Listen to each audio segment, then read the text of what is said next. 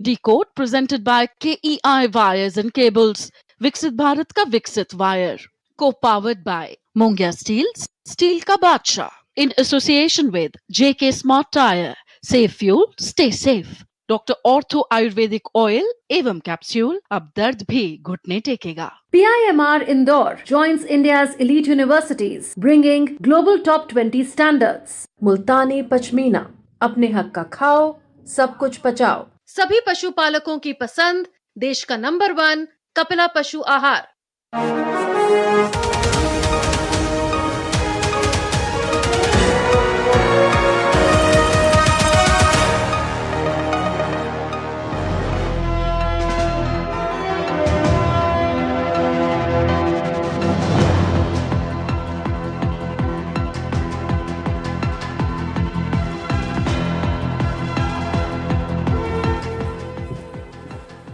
नमस्कार, मैं हूं सुधीर चौधरी और डिकोड में आपका स्वागत है। तो आइए आज की खबरों को आपके लिए डिकोड करते हैं। आज हम सबसे पहले आपको दिखाएंगे कि पश्चिम बंगाल में टीएमसी के नेताओं के बुरे दिन कैसे शुरू हो गए हैं। टीएमसी के बड़े बड़े दबंग नेताओं और अपराधियों की अब पुलिस खुलेआम सड़कों पर परेड करवा रही है। इन दबंगों की इस परेड को देखकर आम जनता का डर भी अब खत्म हो गया है और पश्चिम बंगाल में आम जनता टीएमसी के इन दबंग नेताओं के भ्रष्टाचार और मनमानी से इतनी त्रस्त थी कि अब सरकार बदलते ही जनता इन नेताओं को सड़कों पर पकड़ पकड़ कर पीट रही है। ये सारी तस्वीरें आज हम आपको दिखाएंगे। सरकार बदलने के साथ ही अब टीएमसी के नेताओं के रिश्वत से बने बड़े बड़े आलीशान बंगले भी एक्सपोज हो रहे हैं। आपको पहले भी हमने ऐसे बंगले दिखाए थे, आज एक और बंगला पकड़ में आया है। उस बंगले की तस्वीरें भी आप देखिएगा। इसके बाद आपको बताएंगे कि क्या नीट का पेपर लीक होने से रोकने के लिए अब भारतीय वायुसेना इन क्वेश्चन पेपर्स को परीक्षा केंद्रों तक पहुंचाएगी। अभी इस सुझाव पर सिर्फ चर्चा ही हुई है, कोई फाइनल फैसला नहीं हुआ है। लेकिन अगर ऐसा होता है तो हमारी सेनाओं को अब बाहरी दुश्मन के साथ साथ देश के अंदर मौजूद दुश्मनों को भी खत्म करना होगा। अभी तक हमारी सेनाएं सीमा पार मौजूद दुश्मनों का सफाया करती थीं या हमारे देश में ही मौजूद आतंकवादी, नक्सलवादी या कुछ गद्दारों पर एक्शन लेती थी। लेकिन अब एक नया दुश्मन हमारे सामने आ गया है और वो है भ्रष्टाचार और हमारे अपने ही देश के कुछ बेईमान लोग जो भारत की युवा पीढ़ी के भविष्य के साथ खिलवाड़ कर रहे हैं। और आखिर में हम आपको दिल्ली में हुए एक दुखद हादसे के बारे में बताएंगे। 27 मई को दिल्ली में एक घर में चल रहे एसी में ब्लास्ट हो गया और इसकी वजह से घर में आग लग गई। और इस हादसे में 80 वर्ष के एक पूर्व आईएएस अधिकारी धनेंद्र कुमार की मौत हो गई। आजकल गर्मी बहुत ज़्यादा है और घरों में दिन रात लगातार एसी चलते रहते हैं, इसलिए आज हम आपको इन एयर कंडीशनर से सावधान करेंगे और आपको ये भी बताएंगे कि आपको क्या करना चाहिए कि आपके घर में ऐसी दुर्घटना ना हो। इसलिए ये आपके काम की खबर है, आप ध्यान से सुनिएगा।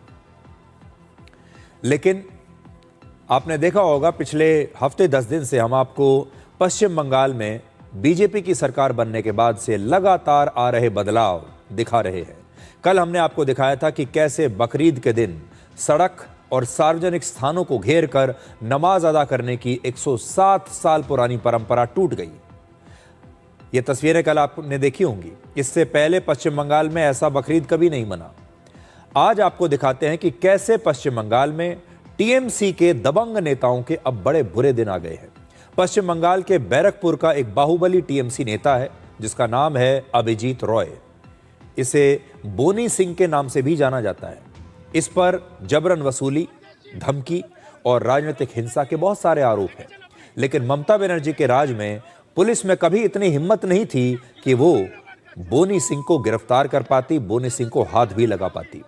लेकिन इस नेता के बुरे दिन कैसे आए ये समझने के लिए पहले मैं आपको इसका 2 साल पुराना एक वीडियो दिखाना चाहता हूं। वर्ष 2024 के लोकसभा चुनाव के दौरान, याद कीजिए 2024 का लोकसभा चुनाव, उस दौरान बोनी सिंह ने बीजेपी के नेता अर्जुन सिंह को सरेआम सबके सामने कैमरे पर धमकी दी थी।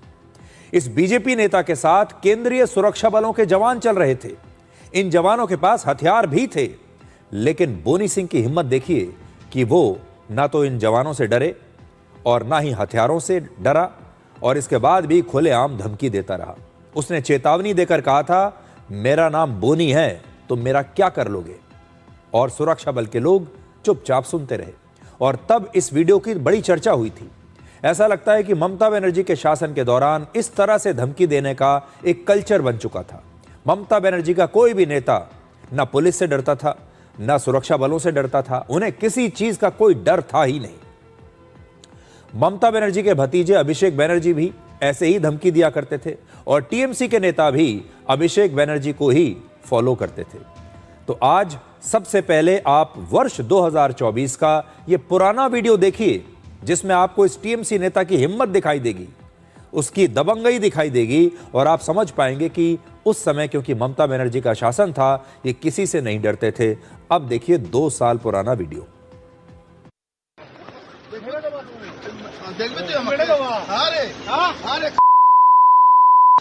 গালাগালি কম দেবা গালাগালি কাকে দিচ্ছ তখন কে লোক আটকাচ্ছে তুই কে লোক আটকাচ্ছে তুই সজিত হ্যাঁ মহিলা দেখাচ্ছি তুমি মহিলা দেখাচ্ছি তো কি কে আটকাচ্ছে এই বারবার রিপোর্ট আছে তুই লোক আটকাচ্ছে আমি এজেন্ট কি দাদা আপনার নাম কি নাম কি কাগজ কোথায় আছে তো কি কাগজ কোথায় কি এজেন্ট এখানে কি করছে রাস্তায় কি করছে আমি যাচ্ছি বাড়ি থেকে যাব না বাড়ি যাচ্ছি কাগজ এখানে ছিল কোথায় ছিলেন দেখেছেন আপনি দেখেছেন কি দাদা আপনার यहां आपने देखा बहुत सारी जगह हमें बीप लगाना पड़ा क्योंकि इसमें बड़ी अपमानजनक भाषा का इस्तेमाल हो रहा है। ऐसी भाषा जो हम आपको टीवी पर दिखा नहीं सकते, इस प्रकार की भाषा का प्रयोग यहाँ पर हो रहा है। गाली गलौच हो रही है और आप ये समझ सकते हैं कि ये नेता किसी से डरता नहीं। सुरक्षा बल के जवान वहाँ खड़े हैं, उनसे नहीं डरता, पुलिस से नहीं डरता, क्योंकि वो जानता है कि उसका शासन पश्चिम बंगाल में चलता है, क्योंकि ममता बनर्जी मुख्यमंत्री हैं।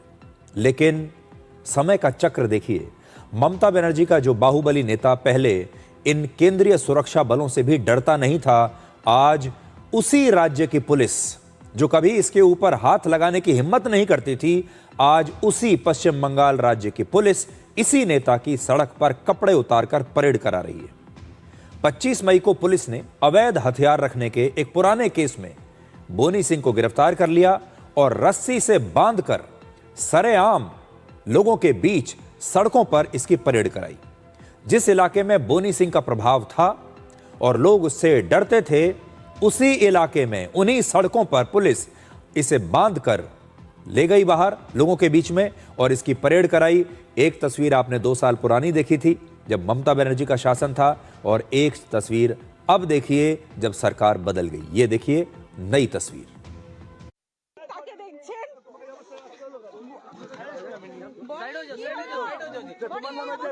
মানুষ অভিযোগ করছে এই যে তুমি তোলা নিতে এখান থেকে বিভিন্ন কোটা থেকে টাকা দিতে তোলা টাকা দিতে আরে বলো না আর কি হবে, তো কিছু বলার নেই কেন?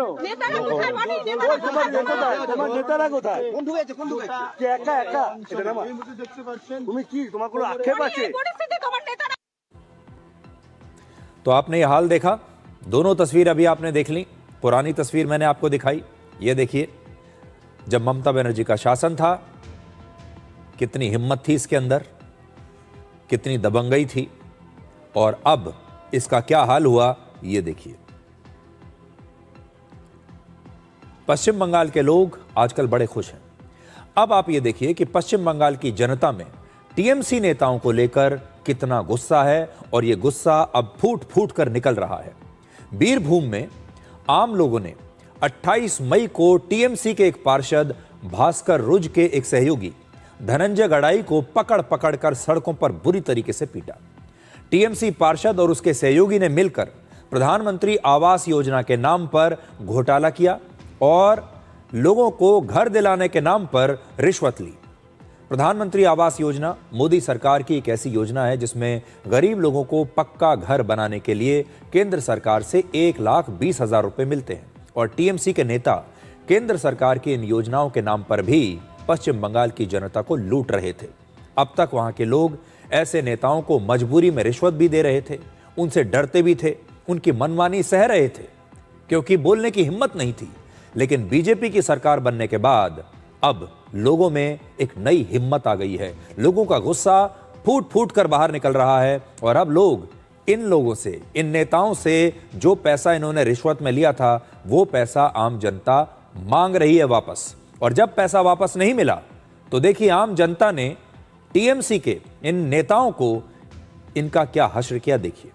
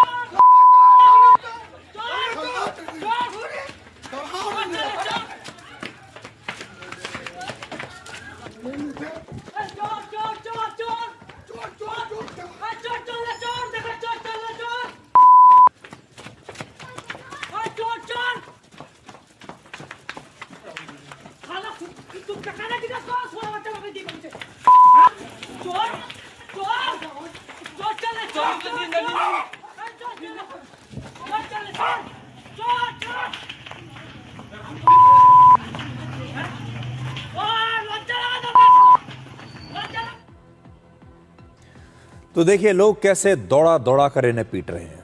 ये ऐसे लोग हैं जो टीएमसी के नेता, पार्षद, उनके साथ साथ ये उनके सहयोगी थे। इनके ज़रिए ये नेता रिश्वत लिया करते थे, लोगों को परेशान किया करते थे। अब उनकी क्या हालत कर रही है आम जनता, ये देखिए। पश्चिम बंगाल में पिछले कुछ दिनों में यही सबसे बड़ा बदलाव आया है। पहले जो लोग टीएमसी नेताओं के खिलाफ खुलकर बोलने से डरते थे, वही लोग अब इन नेताओं के साथ ये सुलूक कर रहे हैं। इनसे अपना पैसा वापस मांग रहे हैं, पैसे का हिसाब किताब इनसे मांग रहे हैं। दिल्ली में अरविंद केजरीवाल के शीश महल की तो बड़ी चर्चा हुई थी, आपने भी ये चर्चा जरूर सुनी होगी। लेकिन अब आपको पश्चिम बंगाल के टीएमसी के नेता का एक शीश महल दिखाते हैं, जिसे देखकर आप भी चौंक जाएंगे। तो अब जब से सरकार बदली पश्चिम बंगाल में, टीएमसी के नेताओं के भी अलग अलग शीश महल लोगों के सामने आ रहे हैं।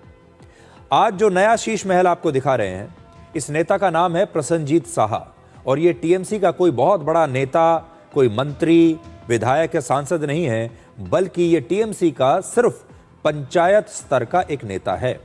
लेकिन इसके बाद भी इसने अपने इलाके में एक ऐसा आलीशान बंगला बना लिया जिसे देखकर लोग इसे इस इलाके का 5 स्टार होटल कहते हैं। इस बंगले का नाम है गैलेक्सी हाउस और चमचमाती हुई बिल्डिंग आप देखिए, इसके शानदार इंटीरियर्स देखिए, इसमें जो महंगा सामान लगा हुआ है, हर कमरे में एसी है, महंगे टीवी हैं और इस आलीशान बंगले को बनाने में पैसा पानी की तरह बहाया गया होगा, ये देखकर आपको समझ में आ जाएगा। और यहां के लोगों का दावा है कि इसे बनाने में करोड़ों रुपए खर्च हुए। इस शीश महल को देखकर आप कह सकते हैं कि ममता बनर्जी का ये छोटा सा नेता अरविंद केजरीवाल को कड़ी टक्कर दे रहा है। पश्चिम बंगाल में आपको कदम कदम पर टीएमसी नेताओं के ऐसे न जाने कितने शीश महल दिखाई देंगे। वहां टीएमसी के कितने ही नेताओं ने रिश्वत का पैसा कमाकर शीश महल बना लिए और ये टीएमसी के किसी बड़े नेता का नहीं, बल्कि एक बहुत ही छोटे स्तर के नेता का भव्य और आलीशान बंगला है। अंदाजा लगाइए कि जो बड़े बड़े नेता होंगे, जो बड़े पदों पर बैठे हैं, उन्होंने कितना पैसा कमाया होगा। जरा पहले ये शीश महल देखिए।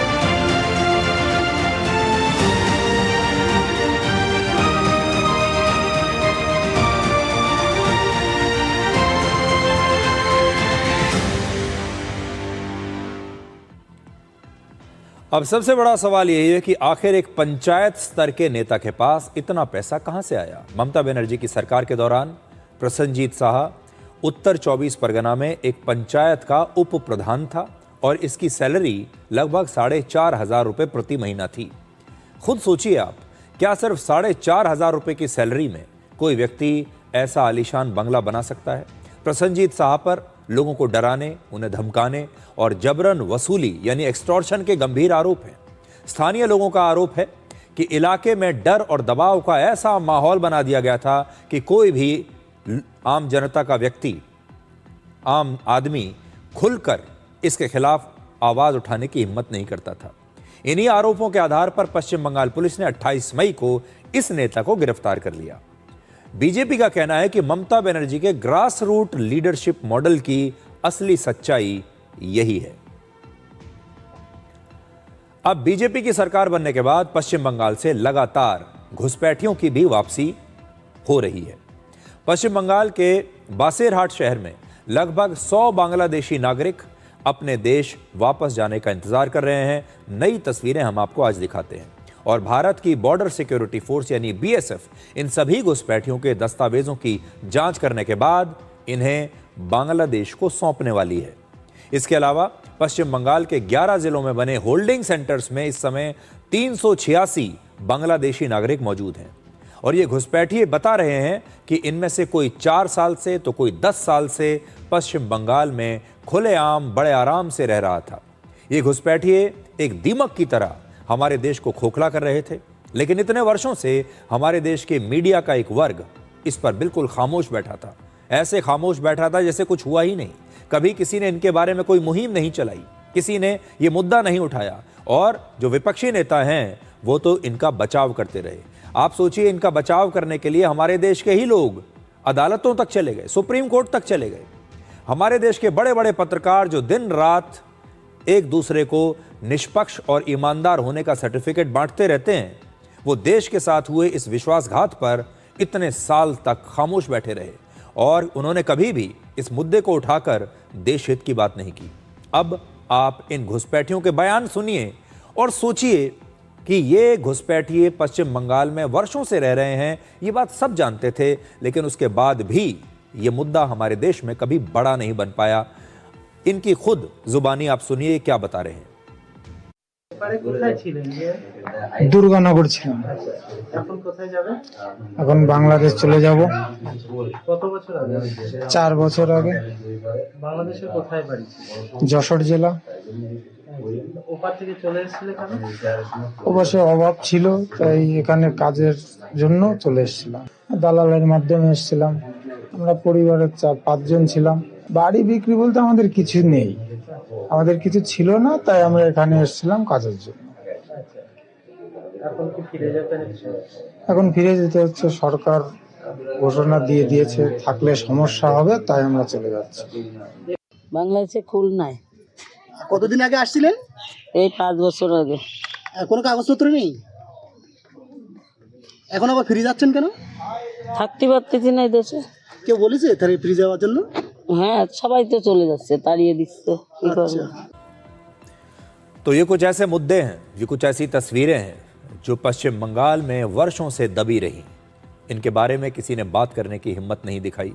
पश्चिम बंगाल में कैसे बदलाव आ रहा है, जब सत्ता बदलती है तो कैसे एक राज्य को आज़ादी मिल जाती है, उस राज्य में रहने वाले करोड़ों लोगों को अपनी बात कहने का अधिकार मिल जाता है, उनके अंदर अचानक से हिम्मत आ जाती है और उस राज्य में कैसे खुलेआम इतने वर्षों तक ये घुसपैठिए यहाँ पर रहते रहे।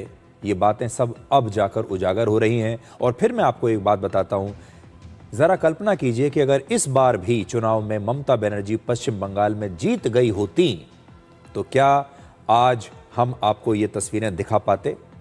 पश्चिम बंगाल का क्या हाल होता, ज़रा कल्पना करके देखिए।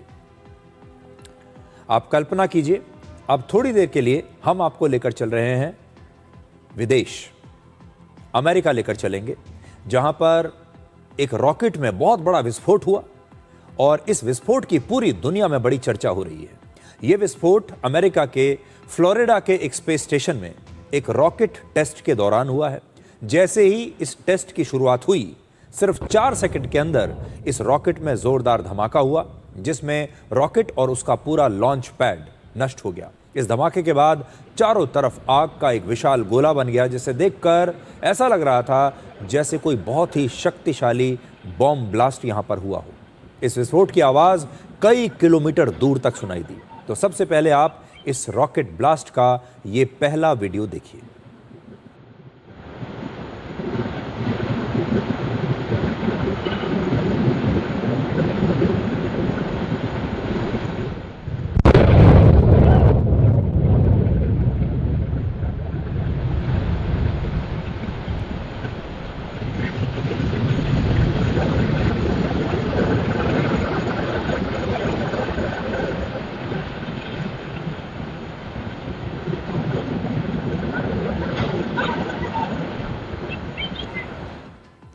जिस रॉकेट में ये ब्लास्ट हुआ है, इस रॉकेट का नाम है न्यू ग्लेन और ये रॉकेट अमेरिका के सबसे बड़े हैवी लिफ्ट रॉकेट्स में से एक गिना जाता है।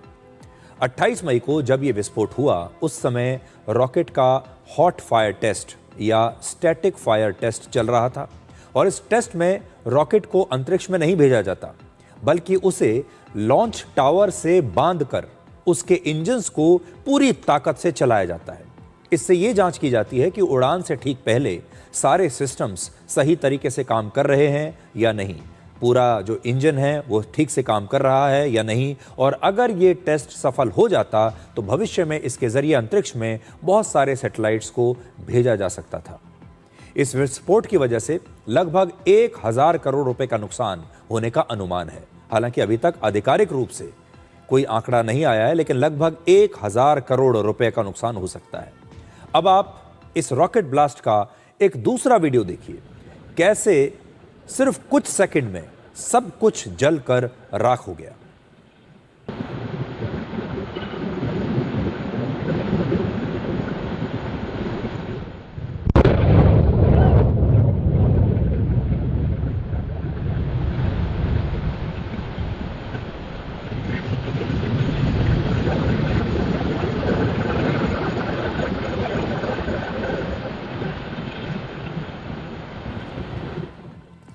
अब ये जो रॉकेट आपने देखा जिसमें ये ब्लास्ट हुआ है, ये ब्लू ओरिजिन नाम की एक कंपनी का रॉकेट है। इस कंपनी के फाउंडर हैं जेफ बेजोस, नाम आपने सुना ही होगा। जेफ बेजोस की एक और बहुत बड़ी कंपनी है अमेज़ॉन, जिसका नाम आपने ज़रूर सुना होगा। तो ये अमेज़ॉन के मालिक हैं और इन्हीं की एक और कंपनी है जो स्पेस कंपनी है, उसका ये रॉकेट था। इस रॉकेट में विस्फोट होना जेफ बेजोस के स्पेस बिजनेस के लिए एक बहुत बड़ा झटका है, क्योंकि जेफ बेजोस लगातार अब स्पेस बिजनेस में आने की कोशिश कर रहे हैं। ये रॉकेट जेफ बेजोस की कंपनी ब्लू ओरिजिन का सबसे महत्वाकांक्षी प्रोजेक्ट है। इस विस्फोट से उनकी छवि को भी बहुत बड़ा धक्का लगा है। इस हादसे के बाद जेफ बेजोस ने सोशल मीडिया पर लिखा कि दिन बहुत मुश्किल रहा, लेकिन जो भी दोबारा बनाना पड़ेगा हम बनाएंगे और फिर से उड़ान भरेंगे। इस रॉकेट के जरिए जेफ बेजोस अंतरिक्ष में लगभग 48 सैटेलाइट्स को लॉन्च करने वाले थे। इस समय अमेरिका में स्पेस मिशन को लेकर जेफ बेजोस और इलॉन मस्क के बीच एक रेस चल रही है, क्योंकि ये दोनों ही उद्योगपति अब स्पेस में, अंतरिक्ष में एक दूसरे के साथ रेस लगा रहे हैं। ये दोनों ही अंतरिक्ष के बिजनेस में प्रवेश करना चाहते हैं। और आज इस हादसे के बाद जेफ बेजोस के जो राइवल हैं इलॉन मस्क, उन्होंने भी लिखा most unfortunate, rockets are hard, मतलब ये जो हुआ है बहुत दुर्भाग्यपूर्ण है और रॉकेट्स बनाना आसान नहीं होता। ये लिखा है इलॉन मस्क ने अपने राइवल के लिए, अपने प्रतिद्वंदी कंपनी के इस रॉकेट ब्लास्ट के लिए। इलॉन मस्क की कंपनी के अभी 10,000 सैटेलाइट जो हैं वो अंतरिक्ष में इस समय ऑपरेशनल है। 10,000 सैटेलाइट्स उनकी कंपनी के इस समय, स्पेस एक्स उनकी कंपनी का नाम है। स्पेस एक्स के 10,000 सैटेलाइट्स अंतरिक्ष में उनके घूम रहे हैं और सब ऑपरेशनल हैं। और ये जो 10,000 सैटेलाइट्स हैं, ये 160 देशों में इंटरनेट की सुविधाएं दे रहे हैं, जबकि जेफ बेजोस की जो कंपनी है उसके अभी सिर्फ 200 सैटेलाइट्स ही अंतरिक्ष के ऑर्बिट में हैं। लेकिन जेफ बेजोस चाहते हैं कि वो भी इलॉन मस्क की कंपनी की तरह अब बड़ी संख्या में अपने सैटेलाइट्स जो है अंतरिक्ष में छोड़ें। और अंतरिक्ष में जो ये नई रेस चल रही है स्पेस में जाने की, स्पेस टेक्नोलॉजी की, इसमें ये दोनों उद्योगपति चाहते हैं कि इनका वर्चस्व स्थापित हो जाए, क्योंकि इन्हें लगता है कि भविष्य यहीं पर है। अब इस हादसे का नासा के नए मून मिशन पर भी काफ़ी बुरा असर पड़ सकता है। और इस नए मिशन मून मिशन का नाम है आर्टेमिस। आर्टेमिस के लिए ये रॉकेट जो था ये बड़ा महत्वपूर्ण था। इसी हफ्ते नासा ने अपने मून मिशन के लिए इस रॉकेट को बनाने वाली कंपनी ब्लू ओरिजिन को 1800 करोड़ रुपए का एक ऑर्डर दिया था। इसमें चंद्रमा पर रोवर और दूसरे सामान को भेजने की जिम्मेदारी इन्हें दी गई थी। इस हादसे के बाद नासा ने कहा है कि वो इस घटना की जांच करेगा और पता लगाएगा कि इसका भविष्य के स्पेस मिशंस पर इस घटना का कितना असर पड़ सकता है।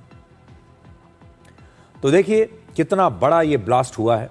और कई बार हम ऐसा सोचते हैं कि इस प्रकार की जो नाकामियां होती हैं, ख़ास तौर पर जो स्पेस मिशंस होते हैं, जब आप अंतरिक्ष में कोई सैटेलाइट छोड़ते हैं या कोई मिशन मून आपका नाकामयाब हो जाता है या कोई रॉकेट रास्ते में ही ख़राब हो जाता है, तो पूरी दुनिया की नज़र उस पर जाती है। उस कंपनी की भी बड़ी आलोचना होती है, उस कंपनी का जो शेयर है वो गिर जाता है, लोगों का भरोसा कम हो जाता है। हमारे यहाँ इसरो में भी ऐसा कई बार हो चुका है, जब हमारे कुछ मिशंस नाकामयाब रहे हैं। लेकिन आप सोचिए, अगर ये धमाका इसरो में हो जाता हमारे देश में, तो अब तक हमारे देश के विपक्षी नेता और हमारे ही देश का एक वर्ग इसरो पर सवालिया निशान उठाता, इसरो के वैज्ञानिकों के ऊपर जो है सवाल उठाता और इस सब के लिए प्रधानमंत्री मोदी को जिम्मेदार ठहरा देता।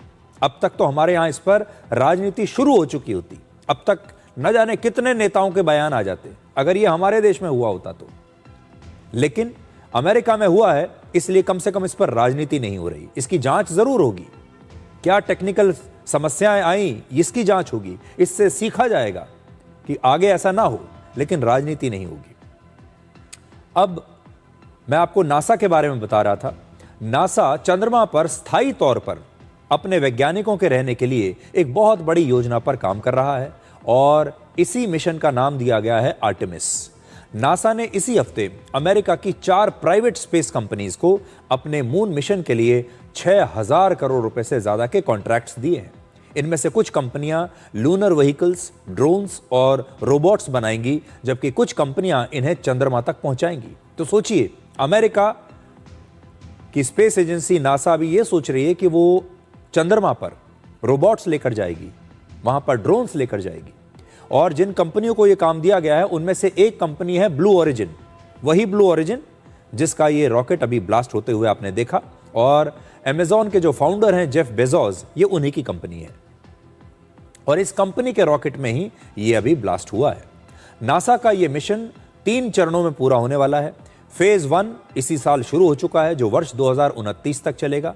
और फेज 1 में नासा चंद्रमा तक सुरक्षित पहुंचने का काम करेगा।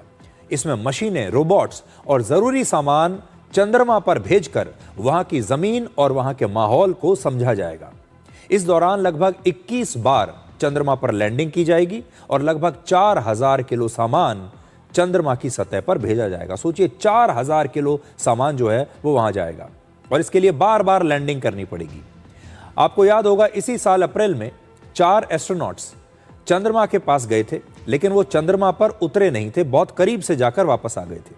वो चंद्रमा के अगले मिशन की जानकारी जुटाने के लिए ही यहां गए थे और इस मिशन का दूसरा चरण वर्ष 2029 से शुरू होगा और 2032 तक चलेगा।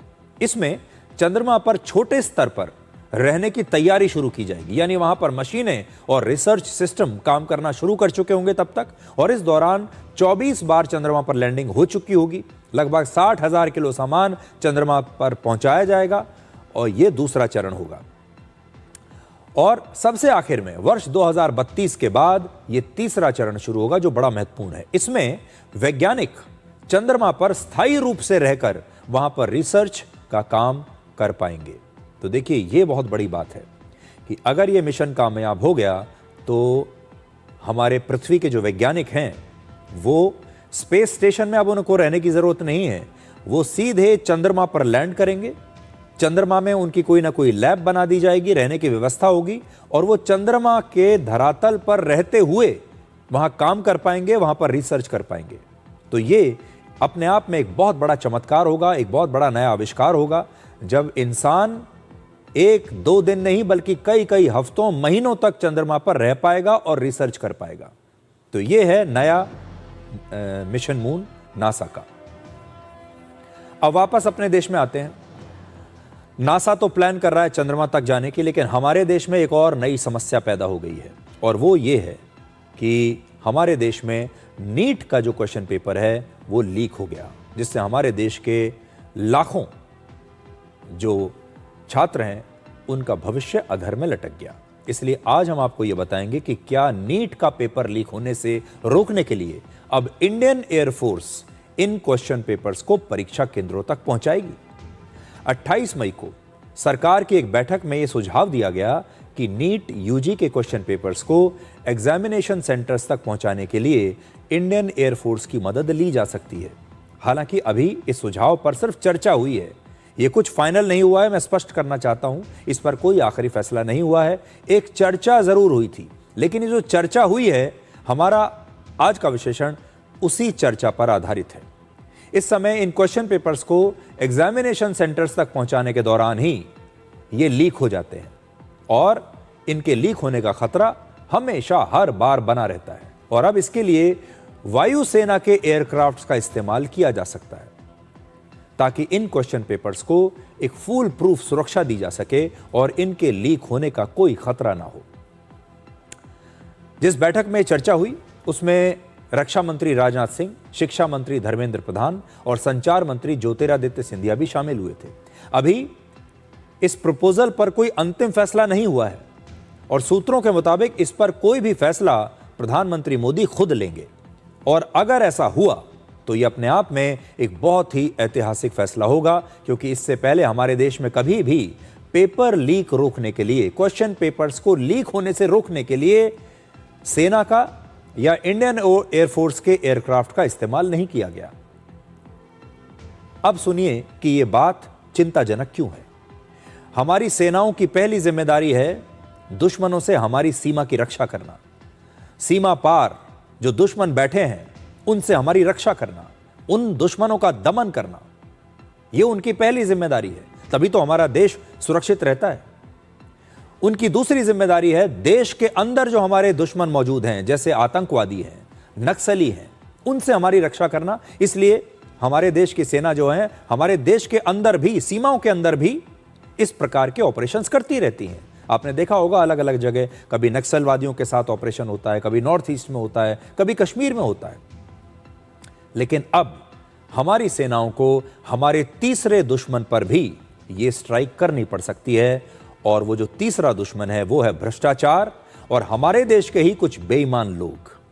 एक समय था जब हम आतंकवादियों, नक्सलवादियों और टुकड़े टुकड़े गैंग को देश के लिए सबसे बड़ा खतरा मानते थे, लेकिन इस समय एक नया खतरा हमारे सामने है, वो है भ्रष्टाचार और बेईमानी और बेईमान लोगों का खतरा।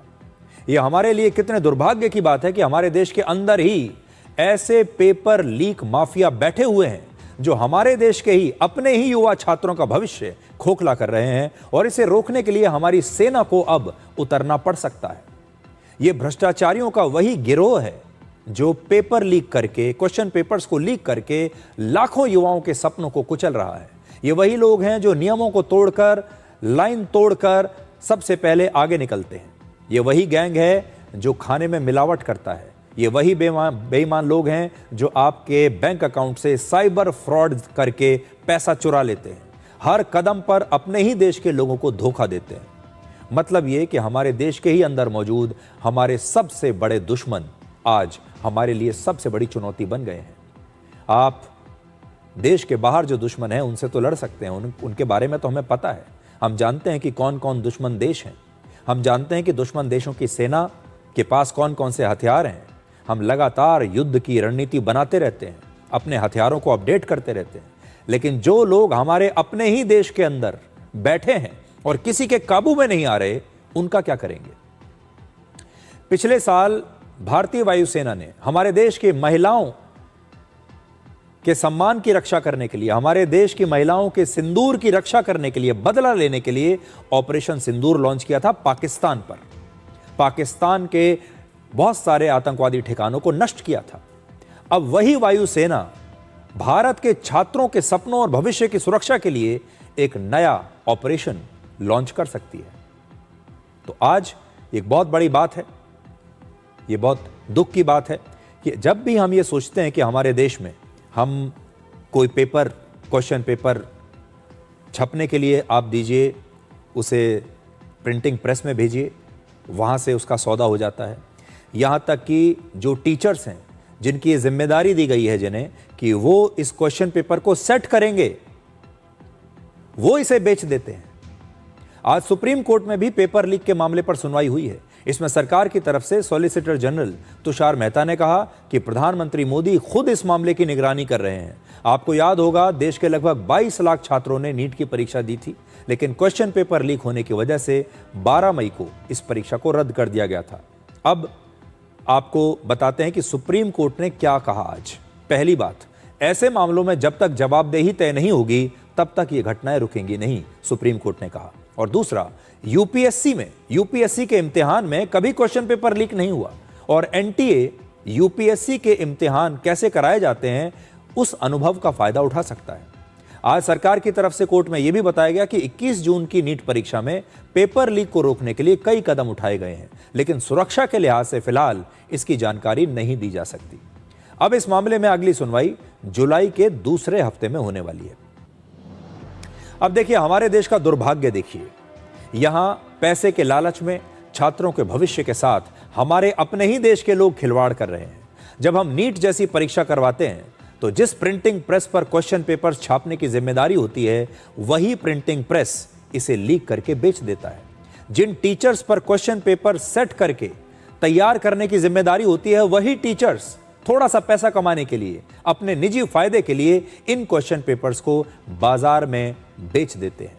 जिन कोचिंग सेंटर्स पर यह जिम्मेदारी है कि वो ईमानदारी से हमारे युवाओं को परीक्षा के लिए तैयारी करवाएं, उन्हें तैयार करें, कोचिंग दें, कई बार वही कोचिंग सेंटर्स क्वेश्चन पेपर्स का सबसे बड़ा बाजार बन जाते हैं। वही खरीद लेते हैं, वही लीक भी कराते हैं, वो खरीद लेते हैं ताकि उनके छात्रों को आसानी रहे और वो इसे बेच देते हैं। ये सब कुछ एक उद्योग बन चुका है, ये एक बहुत बड़ी इंडस्ट्री है।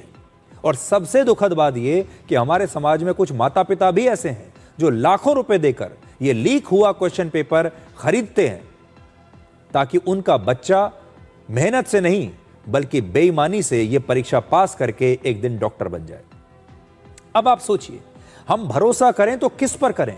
क्योंकि जब पूरे सिस्टम पर संदेह होने लगे तब पूरे देश का भरोसा आखिरकार उन्हीं संस्थाओं पर जाकर टिक जाता है जिनकी ईमानदारी और अनुशासन पर हमारे देश को सबसे ज्यादा विश्वास है। यानी हम चारों तरफ से विश्वासघाती लोगों से घिरे हुए हैं। किसी पर विश्वास नहीं किया जा सकता, किसी संस्था पर विश्वास नहीं किया जा सकता। और ऐसे में आज स्थिति यह हो गई है कि अब इस पूरे सिस्टम में हमारा भरोसा सिर्फ हमारी सेना पर बचा है, क्योंकि अपनी सेना पर हम आंख बंद करके भरोसा कर सकते हैं। ये एक अच्छी बात भी है, क्योंकि अगर वायुसेना को ये जिम्मेदारी दे दी गई तो फिर पेपर लीक होने का कोई चांस नहीं रहेगा। हमें इतना विश्वास है अपनी सेना पर।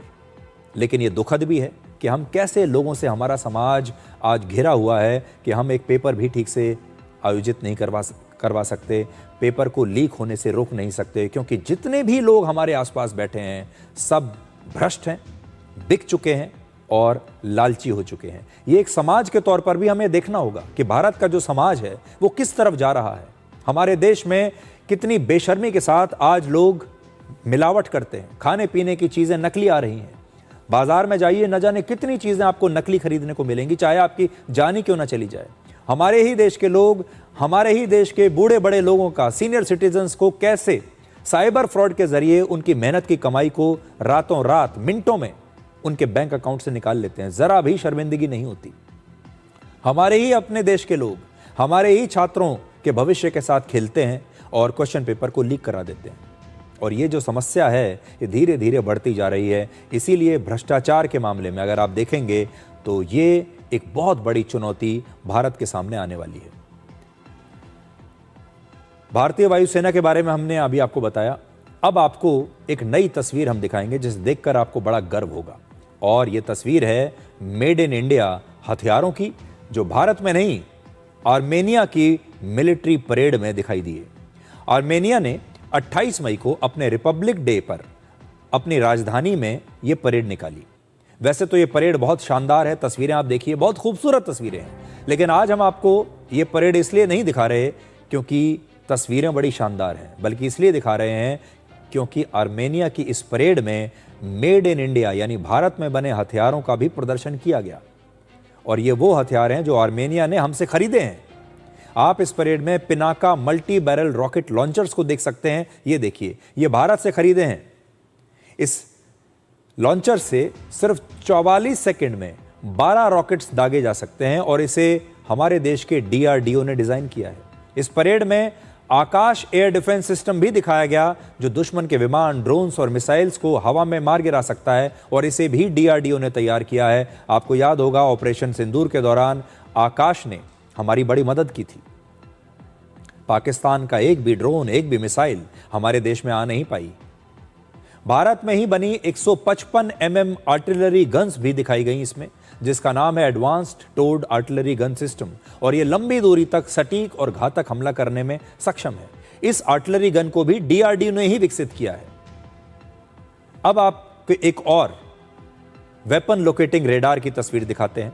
ये देखिए, ये दुश्मन की तरफ से दागे गए गोले, रॉकेट और मोर्टार को ट्रैक करके ये पता लगाता है कि यह हमला किस जगह से किया गया है, और फिर उसी लोकेशन पर जवाबी हमला कर सकता है। और ये सब कुछ मैं आपको आर्मेनिया से दिखा रहा हूं। दिल्ली से आर्मेनिया की दूरी लगभग 3300 किलोमीटर है, और इस देश में मेड इन इंडिया हथियार देखकर आपको हमारे वैज्ञानिकों और हमारी एडवांस टेक्नोलॉजी पर आज बहुत गर्व होगा। जरा ध्यान से ये तस्वीरें देखिए।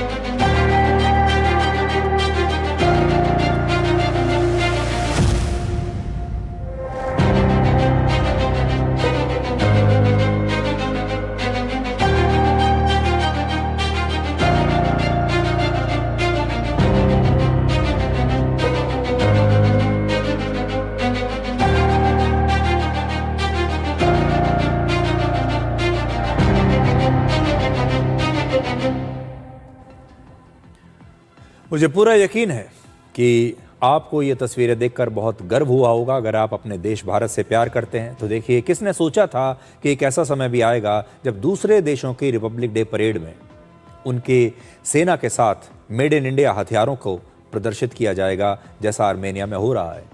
अब हम डिफेंस के एक्सपोर्ट में मेड इन इंडिया मंत्र को आपके लिए डिकोड करेंगे। एक जमाना था जब हम सिर्फ हथियारों को दूसरे देशों से खरीदा करते थे। छोटे से छोटा, बड़े से बड़ा हथियार दूसरे देश से खरीदते थे, क्योंकि हम कुछ बना ही नहीं पाते थे। अब भारत दूसरे देशों को हथियार बेचने वाला देश बन गया है। हम खरीदने वाले देश नहीं हैं, बेचने वाले देश भी बन गए हैं। वर्ष 2014 में भारत का डिफेंस एक्सपोर्ट सिर्फ 686 करोड़ रुपए का था, जो वर्ष 2025 में बढ़कर 38,424 करोड़ का हो गया। देखिए कितनी बड़ी जंप हमने लगाई है। 686 करोड़ से 38,000 करोड़ पर हम आ गए हैं। यानी इन 11 वर्षों में भारत का जो डिफेंस एक्सपोर्ट है वो 56 गुना बढ़ चुका है। भारत पिछले 5-6 वर्षों में अकेले आर्मेनिया को ही लगभग 19,000 करोड़ रुपए के हथियार बेच चुका है। इसके जरिए भारत इस इलाके में अपना जियोपॉलिटिकल इन्फ्लुएंस बढ़ा रहा है। आर्मेनिया का अपने पड़ोसी देश अजरबैजान के साथ एक लंबे समय से संघर्ष चल रहा है, जहां तुर्की और पाकिस्तान अजरबैजान को सपोर्ट करते हैं। तो देखिए, ये इस बैलेंस को समझिए। जो आर्मेनिया के दुश्मन देश हैं, उन्हें तुर्की और पाकिस्तान का सपोर्ट मिल रहा है। अब आर्मेनिया अपने दुश्मनों का मुकाबला करने के लिए भारत से हथियार खरीद रहा है। वैसे ही भारत ने साइप्रस को भी हथियार बेचे, क्योंकि साइप्रस का जो दुश्मन देश है तुर्की, वो साइप्रस को परेशान करता है और तुर्की के साथ हमारे संबंध अच्छे नहीं हैं। तो आप देखिए, साइप्रस हो आर्मेनिया हो, इस प्रकार के और भी बहुत सारे ऐसे देश हैं जो अब हमसे मिसाइल्स खरीद रहे हैं, हमसे हथियार खरीद रहे हैं। पूरा विस्तार में एक और दिन आपसे बात करेंगे। आज सिर्फ आर्मेनिया की बात करते हैं। भारत और आर्मेनिया की दोस्ती आज की नहीं है, सैकड़ों वर्ष पुरानी है। मुगल काल के दौरान आर्मेनिया के व्यापारियों की भारत के कई बड़े शहरों में बस्तियां हुआ करती थीं। 16वीं सदी में आगरा, सूरत, मद्रास और कलकत्ता जैसे शहरों में बड़ी संख्या में आर्मेनिया के व्यापारी रहा करते थे, जो मध्य एशिया के साथ व्यापार करते थे।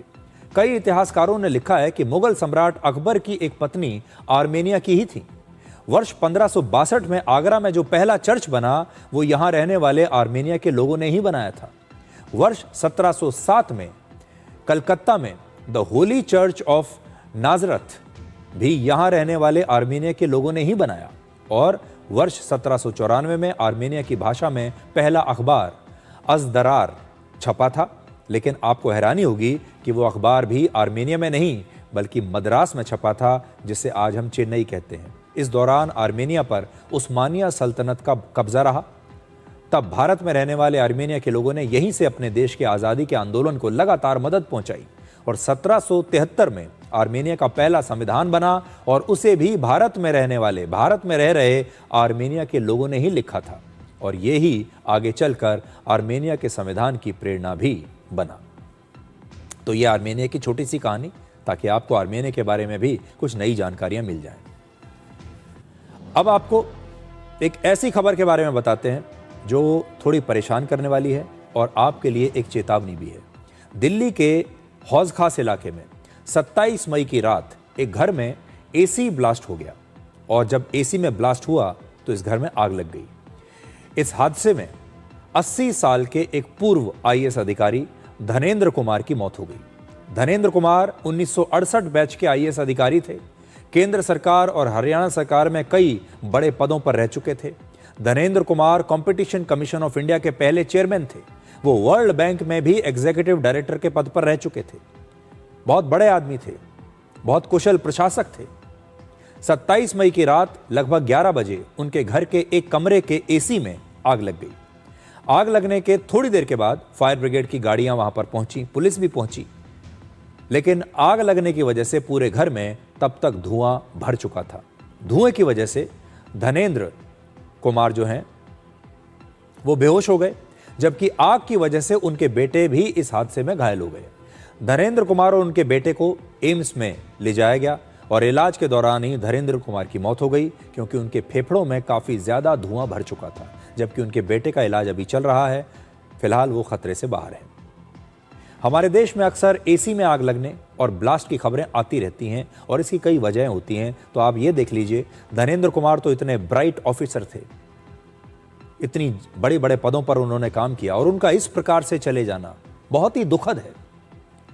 तो आप जान लीजिए कि इसके कारण क्या होते हैं। पहला, गर्मियों में एसी लगातार चलता रहता है, जिसकी वजह से उसका कंप्रेसर ज़रूरत से ज़्यादा गर्म हो सकता है। कई बार यही ओवर हीटिंग धमाके और आग की वजह बन जाती है। दूसरा, एसी में मौजूद गैस अगर लीक होने लगे, इससे भी आग लग सकती है। तीसरा, खराब वायरिंग और एक ही सॉकेट पर ज़्यादा इलेक्ट्रॉनिक डिवाइसेस चलाने से भी बिजली का दबाव कई बार बढ़ जाता है, जिससे शॉर्ट सर्किट हो सकता है। चौथा, लंबे समय तक सर्विस न कराने पर एसी के फिल्टर्स धूल से भर जाते हैं। इससे एसी के अंदर बाहरी हवा ठीक तरह से नहीं पहुंचती और इसके बाद कंप्रेसर पर दबाव बढ़ने लगता है और इसकी वजह से भी आग लग सकती है। एक इतने ब्राइट पूर्व आईएएस अधिकारी का अपने घर में इस तरह से उनकी मृत्यु हो जाना बेहद दुखद है।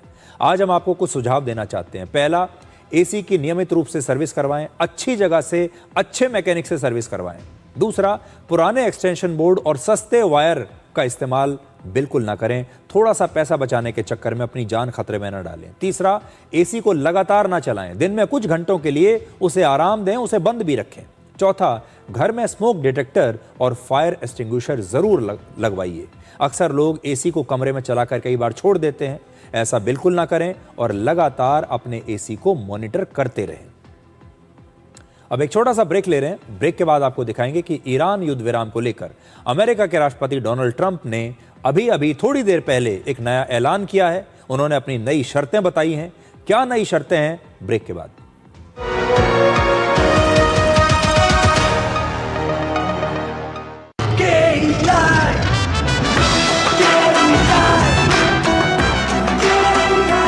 विकसित भारत का विकसित भारत। हिंदुस्तान मिले हिंदुस्तान से। जय हो देश हो विदेश हो जेके हो। देश का tyre JK tyre. PIMR Indore joins India's elite universities, bringing global top 20 standards at a 32 years academic legacy. Learn to lead high quality education in management, commerce and law. Table के ऊपर से जब भी खाते हैं दबा के खाते हैं। ये भाई साहब सब पचा देते। पर दिक्कत तो उन्हें आती है जो टेबल के नीचे से खा। मुल्तानी पश्मीना, अपने हक का खाओ, सब कुछ पचाओ। हेलो मैडम, एक शानदार प्रीमियम ऑफर है आपके लिए। हर रोज नया नंबर था ना? हाँ, ब्लॉक करती हूँ पर अगले दिन फिर किसी और नंबर से कॉल आ जाती है। कैसे रुकेगा ये? ब्लॉक करने से नहीं रुकेगा, क्योंकि ये लोग हर बार अलग नंबर का इस्तेमाल करते हैं। आजकल स्पैम कॉलर्स मोबाइल नंबरों से फोन करते हैं और इसीलिए ब्लॉक करने पर भी रुकते नहीं। फोन पर ब्लॉक करने के बाद भी कुछ नहीं बदल रहा। बदलाव चाहिए तो ब्लॉक नहीं, रिपोर्ट करो। देखो, जब भी स्पैम कॉल आए, ट्राई DND ऐप में जाओ, उस कॉल को सिलेक्ट करो, कैटेगरी बताओ और रिपोर्ट करो। इतना सिंपल और असरदार भी। अगर हम सब मिलकर रिपोर्ट करेंगे तो ट्राई को स्पैम कॉल रोकने में सहयोग मिलेगा। और स्पैम मैसेजेस, उनका क्या? उन्हें भी कंट्रोल कर सकती हो। कौन से मैसेजेस चाहिए, कब चाहिए, ये सेट कर लो। मतलब कॉल ब्लॉक करना नहीं, रिपोर्ट करना है असली समाधान। अब स्पैम कॉल्स को रिपोर्ट करो और अपने और दूसरों के लिए भी रोको। ट्राई DND ऐप डाउनलोड करें और स्पैम कॉल्स को रोकने का स्मार्ट तरीका अपनाएं। अरे कब से समझा रही हूँ, फिर भी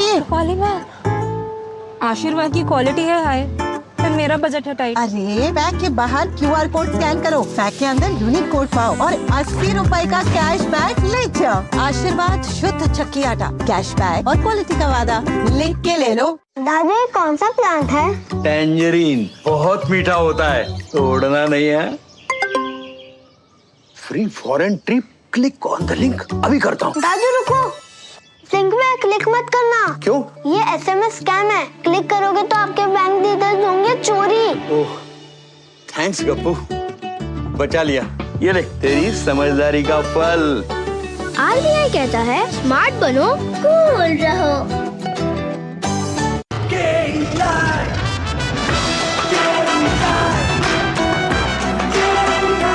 विकसित भारत का विकसित भारत।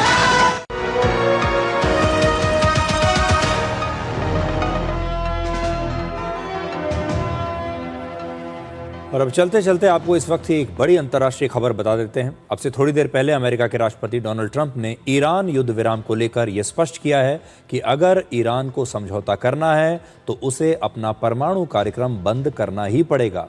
ट्रंप ने कहा है कि हॉर्मुज के रास्ते को पूरी तरह से खोलना होगा और इस समुद्री रास्ते में बिछाई गई माइंस को भी हटाना पड़ेगा। इसके अलावा ईरान के परमाणु ठिकानों पर अमेरिका के हमलों के बाद जो यूरेनियम दब गया है उसे भी पूरी तरह से नष्ट किया जाएगा और इस काम को अमेरिका, ईरान, चीन और IAEA मिलकर करेंगे। इसके साथ ही हॉर्मुज के रास्ते से अमेरिकी नौसेना की नाकेबंदी भी हटा दी जाएगी। ट्रंप ने यह भी स्पष्ट किया है कि ईरान को किसी भी तरह का मुआवजा नहीं दिया जाएगा। देखिए, ये बहुत बड़ी बात है। वो कह रहे हैं कि ईरान लगातार ये मांग कर रहा था कि जो हमारा नुकसान किया है आपने इस युद्ध में, उसका मुआवजा तो हम लेकर रहेंगे। तो ट्रंप ने कह दिया है कि कोई मुआवजा वो नहीं देंगे। ट्रंप ने यह भी बताया कि वो सिचुएशन रूम में इस मुद्दे पर अंतिम फैसला करने के लिए बैठक करने वाले हैं, बैठक करने के लिए जा रहे हैं। और वही ईरान की मीडिया का ये दूसरी तरफ ये भी दावा है कि ईरान ने इस प्रस्ताव पर अभी तक सहमति नहीं दी है और ईरान ये कह रहा है कि राष्ट्रपति ट्रंप इस बारे में गलत दावे कर रहे हैं और ईरान को लेकर उन्होंने जो भी दावे किए हैं वो सारे गलत हैं। तो ईरान ने इसका पूरी तरीके से खंडन कर दिया है। जो कुछ हो रहा है अभी, शुरू में ऐसा लग रहा था अभी कुछ दिन पहले तक कि समझौता होने ही वाला है, ये युद्ध अब रुक जाएगा, लेकिन हाल के दिनों में, पिछले 3-4 दिनों में जिस प्रकार की चीज़ें हुई हैं उससे अब ऐसा लगता है कि ये समझौता इतना आसान भी नहीं है और इसे होने में अभी कुछ और समय लग सकता है। अब एक छोटा सा ब्रेक और ब्रेक के बाद डिकोड जिंदगी में आपको दिखाएंगे आज का विचार।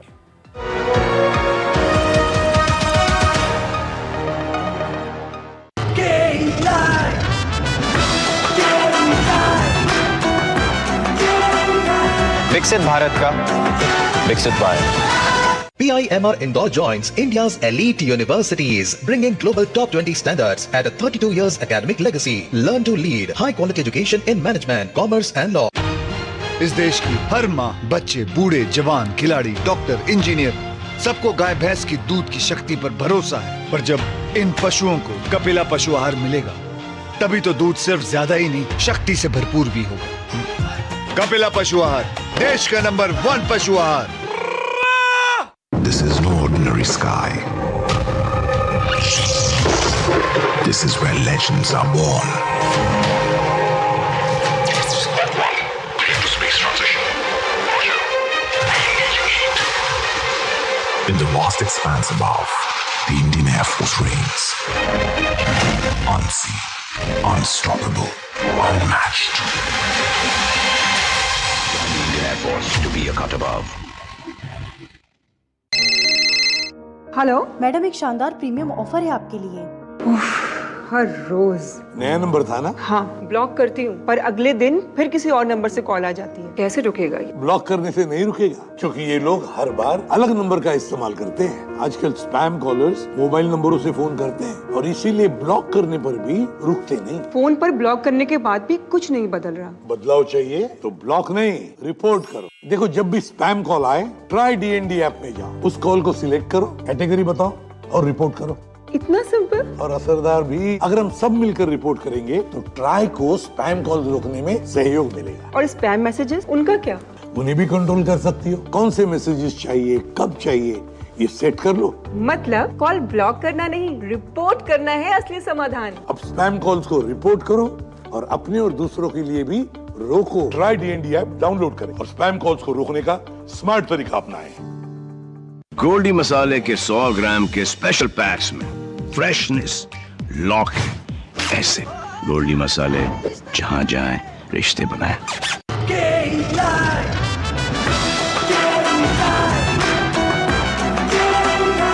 विकसित भारत का विकसित भारत।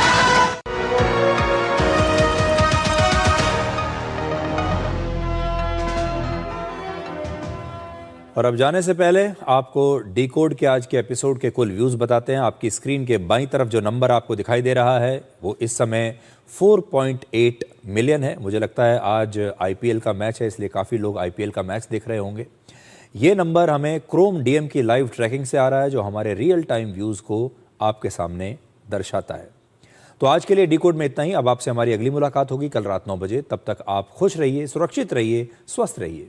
और ठहराव का सुख तभी है जब जी भर के भटक लिया जाए। नमस्कार।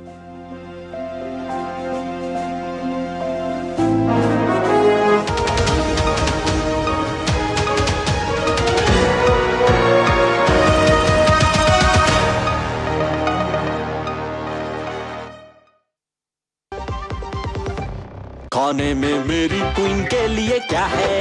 किंग मटर पनीर, किंग बैगन भरता, king veg pulao, king palak paneer kofta. ये सब किंग क्यों? क्योंकि ये सब बना है MDH किचन किंग से। आपका बॉस MDH किचन किंग, असली किचन किंग। MDH। जब धरती चीर कर निकलता है लोहे का पत्थर और मिलता